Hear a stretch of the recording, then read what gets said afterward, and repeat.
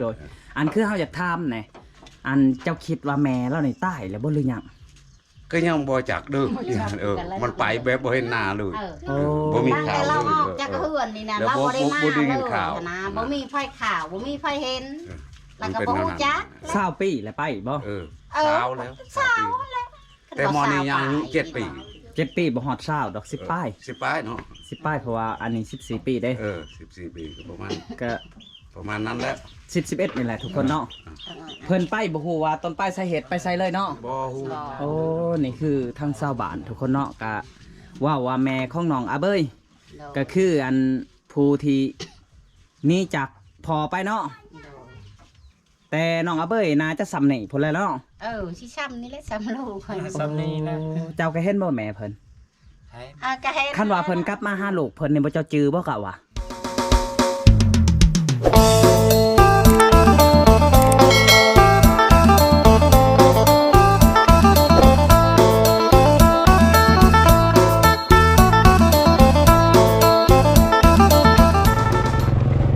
ทุกคนหลังจากเฮาแล้วตัดผมจากสางบัวเพิ่นเนาะที่อันเป็นคน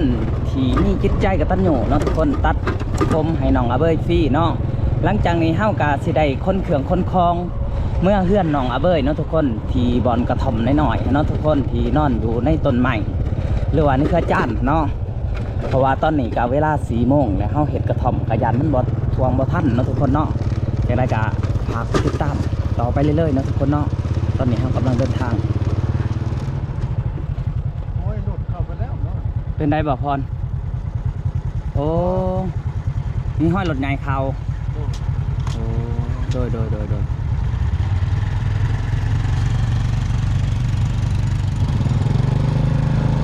ตอนนี้ก็สิฮอดเพื่อนน้องอาเบยนะทุกคนหรือว่ายังใกล้เติบคนเลย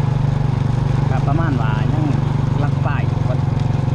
จังสิขอเพื่อนน้องอาเบยหลังจากตัดขอบตัดผมแล้วเนาะเท่ากับสีได้ไปฝากเครื่องฝากคล้องไว้น้ำ20 บาทที่ดูแลน้องอาเบยตะกี้เนาะทุกคนเนาะก็คือยายที่บ่าวสัญญาเอาคลิปลงหวัง EP 2เนาะทุกคนเนาะแต่ตอนนี้เครื่องเต็มหมดเลยเพราะว่าขั้นยังให้น้องไว้ในบอลที่น้องนอนอันเครือจ้านกับมันจะนอนบ่ได้เนาะทุกคนเนาะมันนอนบ่ได้มันลำบากเนาะเอาไปจะได้ไปไหวเครื่องไหวคล้องเนาะทุกคนเนาะจะหอดทุกคนซื้อบลุงพงผัวเลยนับแต่ไข่เนาะทุกคนเนาะย่านแต่แนวเดียวเดี๋ยวนี้ย่านแต่มันแตกเนาะทุกคนเนาะย่านแต่มันแตกมันสิหยักเนาะทั้งนั้นเป็นรถบ่าวแซนกับบ่จักเนาะทุกคนเนาะเป็นจังหวะมาหาน้องอาเบยเพิ่นเนาะแต่ทั้งเฮาก็หามาแต่ตัดผมแล้วก็ซื้อของเนาะทุกคนสบายดีอ้ายสบายดีเด้อโอ้สบายดีกำลังมาฮอดบ่เด้นี่กำลังมานี่มันกำลังมาจอดอยู่นี่นะแต่กี้ก็มาตลอดเด้อโดยพวกนี้ก็ได้มาเบิ่งทางก่อนเบิ่งตะปูด้วยคือว่าสิกระดกกระเดอยู่ไปได้บ่ฮะยังว่าเบิ่งตะปูก่อนน่ะนะโดย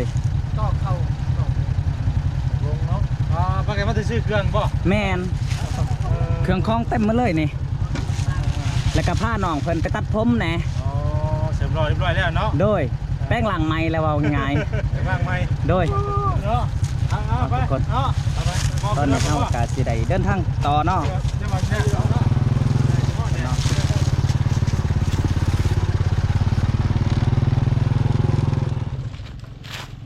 เอาทุกคนตอนนี้เฮาหอดเพื่อนน้องเพิ่นแล้วเนาะ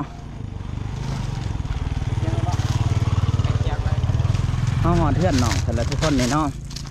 เฮาจะมาไว้เครื่องในนี่บ่ได้ทุกคนนี่เราชนะสิให้เบิ่งใหม่เนาะอันนี้คือเครื่องคล้องที่น้องเอาไว้เมื่อวานทุกคนเนาะเนาะเครื่องคล้องที่น้องเอาไว้เมื่อวานนี่คือยังคือเก่าเนาะทุกคนอยู่เทิงเนาะแต่ว่าตอนนี้เฮาสิไปฝากคล้องอยู่ที่เฮือนเอื่อยเพิ่นทุกคนพุ่นเนาะคือว่าง่ายว่าแม่นเอื่อยทุกคนเนาะว่าบ่าวสัญญาว่าผิดคือ20 บาทกับสมาเอื่อยของเพิ่นที่คอยดูแลเพิ่นแต่ได้มาเนาะทุกคนเนาะเฮาไปหัดส้มน้ำกันว่าสิเป็นจังได๋ทุกคนเนาะทุกคนไปนะครับนี่ทุกคนอันนี้ก็คือเที่ยงที่เฮา รือว่าปกสมาฝากน้องสายฝนเนาะว่าง่ายก็คือ20 บาทเนาะทุกคนเนาะ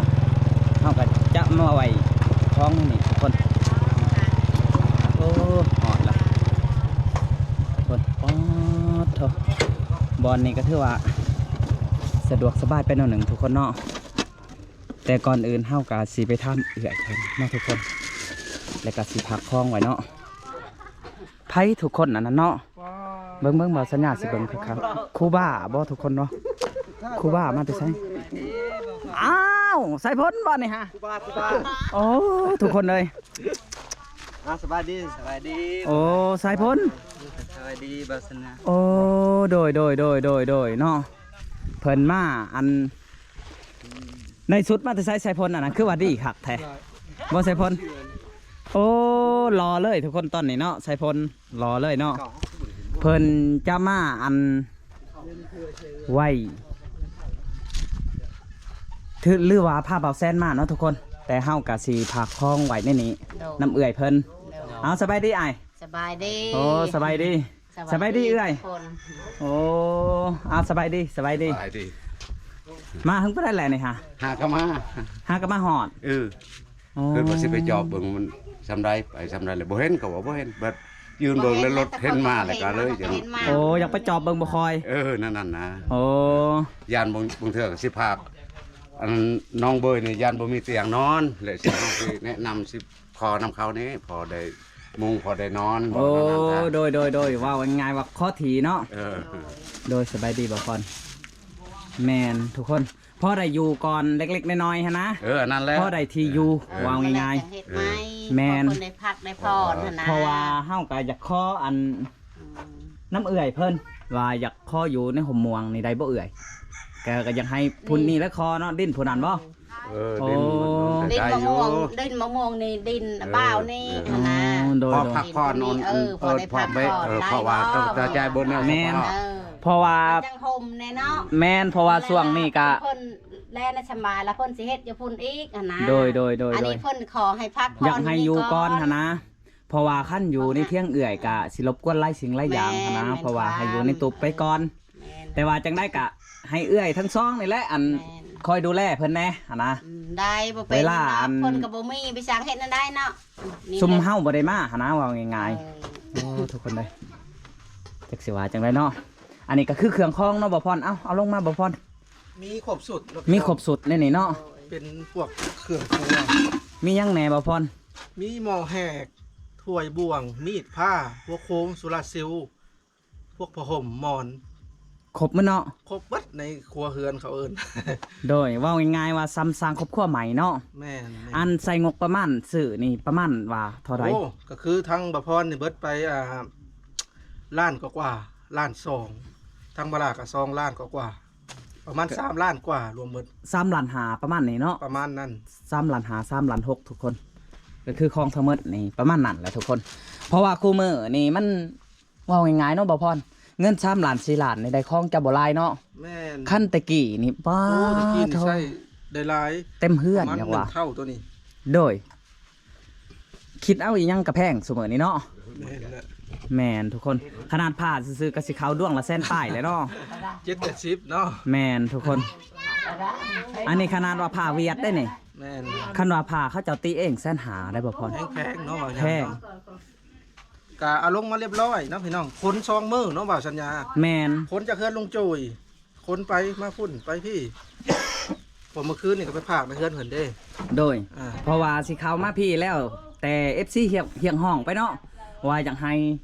น้องเพิ่นไปอาบน้ำเพื่อนน้องสายฝนแม่นแต่ก็อาบเป็นทีเหียบหอยแล้วเนาะบ่พอเนาะแล้วก็ตัดผมเนาะผมก็ได้แล้วโดยนี่ทุกคนเนาะหลังจากมาหอดเที่ยงไห้เที่ยงหน้าคือว่าง่ายเที่ยงนี่บ่เพิ่นผักผ่อนน้ำหรือเที่ยงนั่นพักโอ้เที่ยงนั่นเนาะกับพักนี่กับพักคือกันบ่ได้ว่าพักเที่ยงนั่นโดยนี่เพิ่นกับพักนะฮั่นเพิ่นกับพักมีแต่บ่เจ้าคอยดูแลเพิ่นเนาะแต่กี้ใช้อันบอลอันเที่ยงเพิ่นที่ว่าห่างใช่มั้ยอันเด้บ้านเพิ่นได้เที่ยงห่างวันพ่อเราตายวันพ่อตายเพิ่นก็ตายนะฮั่นพอตัวนั้นเนาะทุกคนแต่คออยู่น้ำดินจุนี้โอ้คออยู่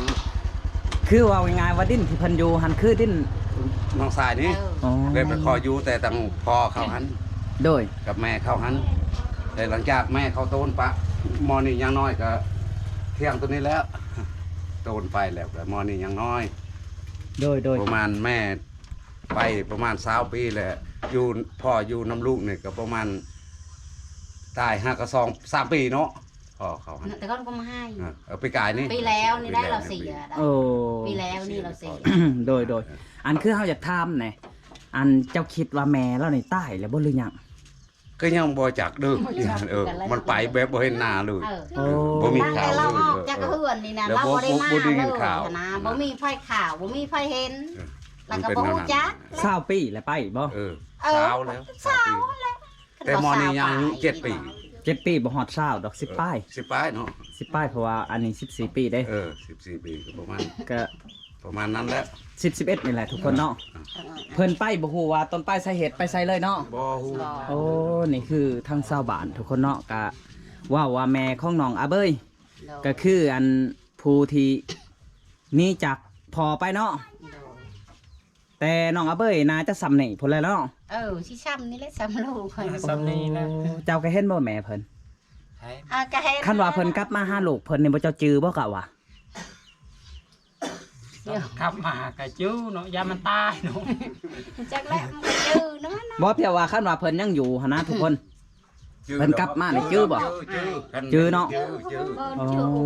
อันเฮ็ดเลยจื้อ เพราะว่าเราอยู่ในบ้านนี่ก็หลายปีเนาะ อยู่ หลายปีแล้ว หลายแล้วนะ ว่าง่ายๆอันเฮาจะถามในอันคือแม่เพิ่นนี่คนทางใด คนอยู่ในบ้านนี้ โอ้ แต่ว่าทั้งแม่อยู่ในหันก็บ่มีชายบ่มีน้องหมดว่า โอ้ พอแต่ผู้เดียวมันนะ เสื้อซ้ายอันคือใต้มด ตายหมด และเหลือแต่ผู้เดียวแม่น้องอาเบย แล้ และเพิ่นก็หนี่ไปเลย นี่ไปเลย ก็ จักเราไปอยู่เท่านั้น บัดนี้อันพ่อเขาอันคนเมืองพีนเลยก็ไปสู่เมียอยู่ในบ้านนี้ โอ้คนสะแลเมืองพินเนาะ สแลมเมืองพีนแต่หลังจากหันแต่เขาบ่ได้หน้าบ่ได้ชวน มีแต่รับจ้างปานคันนาสองผู้ ไป เมีย จ้างละไปหั่นนะห้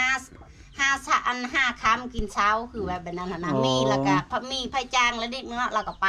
ไปตามผู้ เขา หั ตั น ก แล้ว ข้าวสารให้ถ้วยหนึง ไป สองถ้วยเราก็เอา แบบนั้นหั่นนะเขาให้พี่ช่างเราก็กินแบบนั้นแล้วเถื่อข้าวซุปแน่ และนาจะสู่ชีวิตบ่ได้ก็ว่าเนาะ เราก็เอา เจ้า แล้วก็ต้นไปเลยเนาะ โดนไปเลย บ่ฮู้ว่าต้นปลายสาเหตุหันตายหรือเป็นบ่ฮู้เลย บ่ฮู้ยังบ่ฮู้ สืบหาทางใดก็บ่พอ บ่พอ คันว่าตายแถวเฮานี่ก็เปรียบว่าบ่ได้แช่งเราดอกเนาะ เออ คันว่าตายก็น่าจะเห็นเนาะ เห็น ศพเนาะ ยันตายทางอื่น อันนี้บ่เห็นเลยบ่ได้ยินข่าวเลยเนาะ บ่เห็นข่าว แม่นทุกคน แต่เราไปหันจักมันอยู่ไส แม่นอันนี้คือชาวบ้านที่เว้าว่าแม่น้องอาเบยเนาะคือน้องอาเบยว่าอยากให้อันแม่มาคือเก่าว่ายังสิดูแลคือเก่าคันว่าให้ไปหาแม่นี่เพิ่นบ่ไปเพิ่นว่าคันว่าแม่ยัง เจ้า คันว่าแม่ตายไปแล้วก็แล้วไปเพิ่นว่า อ่า เพิ่นก็คิดฮอดแม่อยู่ได้ แม่แล้วเนาะแนวแม่กับลูกเนาะไปทางใดก็กินฮอดก็บ่ แม่ ปกติภายแล้วเนาะ เพิ่นถามเพิ่นเว้าใส่เบาสัญญาว่าอยากถามแม่คำหนึงว่าเป็นจังได๋จังหวะนี้จากลูกไปหั่นนะทั้งที่ลูกก็เป็นคนคือกันเพิ่นว่า แต่เบาสัญญาพังคำนี่ก็อึ้งคือกันได้ ก็แม่นแล้ว ทั้งที่ อันนั้นแหละ น้องอาเบยก็เป็นคนคือกันเพิ่นว่า อืม คันว่าเป็นบอกเป็นบ่าหันว่าอย่างนี้ป้าลูกแม่นเนาะ อันนี้เพิ่นก็เป็นคนดีอันคือทั้งเฮาสืบถามของน้องอาเบยแหล้วเนาะทุกคนว่าเคยหลักของเขาเจ้าอยู่บ่ของชาวบ้านเขาวนำทำป้านะเพิ่นก็ว่าหลักพอได้กิน รักพอได้กิน แต่ว่าหลักคายนี่บ่ได้หลักเพิ่นว่าเพิ่นว่าบ่ได้หลักหลักคายนี่ ว่าเรารักกับแม่แนวมันน่ะบ่มีแนวกินเนาะ โดย มันก็เอาเนาะคนมันหิวแม่นแล้วว่า แม่น คันเรื่องว่าเพิ่นมีเพิ่นก็บ่เอาข่อยว่าหั่น เพิ่นบ่ นะ เอา อันนี้เพิ่นบ่มี เฮาถามน้องเพิ่นแล้วเพิ่นว่าเพิ่นบ่เอา ก็เอาแนวเพิ่นอยากได้เนาะ เพิ่นบอกแล้วว่าข้าวสารนี่เพิ่นบ่เอาข้าวสารเพิ่นบ่เอา เพิ่นเอาแต่ข้าวสุกนี่เพิ่นเอาซ้ำเพิ่นกินหั่นนะ พอได้กินแล้ว เพราะว่า ยา เฮาบ่เอาก็ตายอยู่ดิแม่นบ่ โอ้ก็แม่นความแล้วนั่นน่ะคนมันบ่มีกินนี่เนาะมันก็ตายละคนเฮา แม่นทุกคน กระดังงัวควายยังกินหญ้าได้ซะ นั่นแห เป็ ละ นนั่นแหละคนเฮา จักสิว่าจังไดเนาะ ก็ได้กินนั่นแหละอันนั้นถ้าว่าอันนี้เขาอายขึ้นมาช่วยเลิกโอเคแน่เพิ่นจะได้มีผักมงเช้า อืม เตือเอาให้เอาหน้าคอยเพิ่นก็นอนตามมานั้นกินนอกเล่นน้ำตามสระตามมันนั่นแหละเพิ่นก็ได้ โดย อันนี้ก็โอ้ดีแล้วชุมคอยก็ดีใจ บ่เจ้านอนนี่เลยบ่นี่ฮะ บ่เรานอนนี่อันนี้ อันนี้ล่ะแม่ยาผู้นั้นคอยพูดเฮินก็อยู่กับพูด อันเฮาจะถามในเจ้าหันเป็นคนบ้านได้คือว่า ค่อย ปา น่ะ กผู้ไทยเวิง ค เล อย ง คนนี้ถ้าเอาพอผู้ไทยคอยนะ คนบ้านนี่ เอาพวกคนไทย บ่ผู้ไทย เอาพวกผู้ไทย ผู้ไทย และก็ ผู้ไทยอยู่ดงเห็น โอ้ คอยกับบ่มีพี่เพลอคอยแม่คอยกระเสพอคอยกระเสคอยยังน้องชายผู้นึงกับผู้นึงคอยก็ได้ โอ้ คอยแน่น่ะเฮินเราก็ได้คอยกับบ่ได้มี โดย เพื่อดอกคอยก็ได้คอยกับข้าวน้ำคอยกับอึดแต่เวลาคอยมีคอยก็ให้เพิ่นแน่กินก็ได้คอยกับบ่มีคือกั จะ น ตั้ง ข้อยก็ น้อ ได้ ยๆตอนนั้นก็รู้ เจ้ากับปากเราเทิงก็เป็นบ่ เป็น โอ้ผู้ไทยก็เป็น เป็น โอ้ เป็นหมดคอยนี่ โดย เราก็บ่ได้มีเนี่ยบ่มีคอยก็เฮ้อพาบ่อยไปใช่ไปหาเก็บไม้ใบตอกแล้วเนาะคนมันอยาก โดย บางที ทุกคน คอยก็อึดข้าวอึดน้ำคือกันชุมคอยก็ได้น่ะกับน้องไผน่ะเราก็บ่มีกินเราก็ได้ แมน อืม คือมื้อนี้ก็เฮาก็ทั้งทีมงานเบาลาเบาพรก็อยากมาพักคล้องน้ำบ่เจ้าหั่นแหละ เป็น เพราะว่าตั้งอยากมาหาคอที่อยู่บ่แม่นว่าคอดิ้นไปเลยหันบ่ได้หมายความว่าแนวนั้นอยากคออยู่ซื่อ ดินเรานี่ ๆเพราะอันเว้าง่ายๆสงซ้ำมีบ่อนอยู่หั่นนะ ก็แม่นเนาะเราว่าอยู่เราให้อยู่นี่ โดย นี่ เฮาก็อยากให้อยู่ในห่มม่วงนี่เนาะทุกคนนี่ในห่มม่วงนี่แหละเนาะบ่อนทีมันง่ายว่าจังซั่นซะ คือไปบอกไปบัดเฮาก็สื่อแหละ อืม จังได๋ก็ขอโทษขออภัยเด้อทุกคนเฮาเป็นหวัดเนาะ เป็นแหละ เป็นลายมือ คือกันนั่นแหละเจ้าคอยก็เป็นวัดคือกันนั่นแหละ เขาเจ้าเอิ้นว่าไอ้ดอกม่วงเนาะไอ้ดอกม่วงย่ำนี่ เนาะ โอ้ทุกคนเลย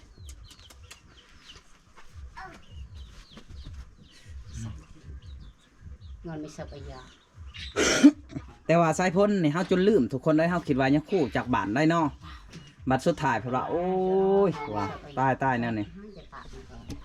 อันนี้คืออันสนอกสนอนแล้วก็อันนี้ไข่ไก่บ่แตกบ่ทุกคนเบิ่ง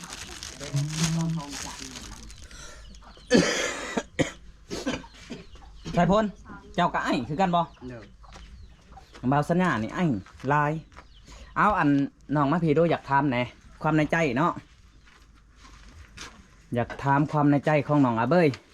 โดยเอาสบายดี เป็นได้ดีใจบ่ที่ได้คล้องแบบนี้ ท่านอันเดียวแก้วเอาดีใจ ทุกคนเลย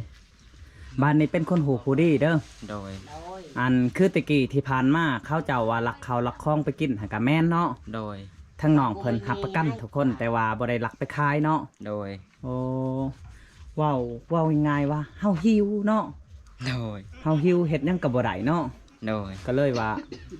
มันบังคับใจเฮาทุกคน โดย โอ้อันนี้นี่คือเฮาอยากเบาสัญญาเบาลาเบาพอดแล้วก็ทั้งเจ้าผักคล้องน้ำเพิ่น โดย พ่อเฮาเห็ดกระท่อมน้อยๆอยู่นะหันหนนะพ่ออยู่ใดอยู่บ่ในต้นม่วงหรือสิไปอยู่บนเก่า บอนใดก็อยู่ใด บนใดก็อยู่ได้หมึดสำหรับในใจน้องหันนะจะไปอยู่บ่บนเก่าหันในเชื่อจาน กูไม่ได้ไปจีนัว บ่อยู่ น้อยก้อยกูตะไปเอานังก็ตื่นไปมาอายช่วยเลือแก้วเลยกูเอาน้อยตั้ง แม่นทุกคน น้อย เพิ่นอยากอยู่ในต้นม่วงในเนาะนี่ในห่มต้นม่วงนี่เพิ่น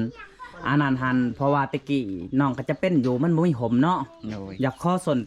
ต้นนั้นต้นนี้ก็บ่จังห้าเนาะ โดย เล็กหน่อยในเมื่ออายุ14 ปี ทุกคนขาดพ่อขาดแม่ขาดความอบอุ่นก็ว่าแมนขาดพี่ขาดน้องก็คือว่าเล่หล่อนไปเรื่อยๆโอ้ทุกคนเลยมาฮอดเพื่อนอันของชาวบ้านเฮากะ โดย ดีใจน้ำเพิ่นที่เพิ่นอันว่าง่ายๆว่าเพิ่น โดย พักดันคือกันเนาะทุกคนเนาะ โดย เอ้าคลิปนี้ก็บ่มีหยังหลายเฮากะสิได้อำลาพาจากเนาะทุกคนเนาะคลิปนี้ขอกล่าวคำว่าสบายดี สบายดี สบายดีน้องเบยสบายดี